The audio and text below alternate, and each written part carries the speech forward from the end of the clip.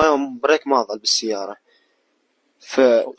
فقدت المكابح ما ظل. ما ظلت ما مكابح. ظلت مكابح يعني. زين قبلها كانت تعمل المكابح قبل السونار؟ اي تعمل المكابح. شنو صار بعد ما عبرت السونار؟ عبرنا السونار السيارة هذا المكابح ما ظل بيها. نعم. فالسيارة من يم السيطرة مال تشيمين، من يم السونار خلينا نقول ما ظل بيها مكابح، فجينا السريعين.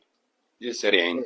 زين اثناء دخولكم ما حكيتوا ويا بعضكم انت والسائق انه تاخذون الجانب الايمن او تحاولون تتجنبون الطريق المركبات المدنيه اللي موجوده على الطريق؟ بلى. اي ردنا نصعد على الحولي بس ما قدرنا، ناس وهاي يعني آلاف الناس ورانا. زين ما فكرتوا انتم راح تدخلون داخل المدينه الناس اكثر بعد من الحولي؟ بلى والله ما فكرتوا. ما. ايش قد كانت سرعه المركبه بهاي اللحظه اللي فقدتوا بها السيطره؟ تقريبا 190 110 هيش تقريبا. كانت محمله المركبه لو فارغه؟ محملة ماده شنو؟ محملة مادة اسمنت سايلو. اسمين سايلو. والدك اللي كان السائق نعم. ايش قد صار له يستقل هاي المركبه او يعمل بيها؟ تقريبا هو بس على التحميل يعني.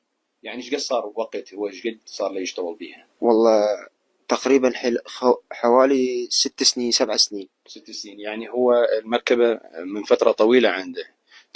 تقدر تعرف هو شو وقت اخر مره سوى فحص دوري يعني دخلها هزه للمركبه؟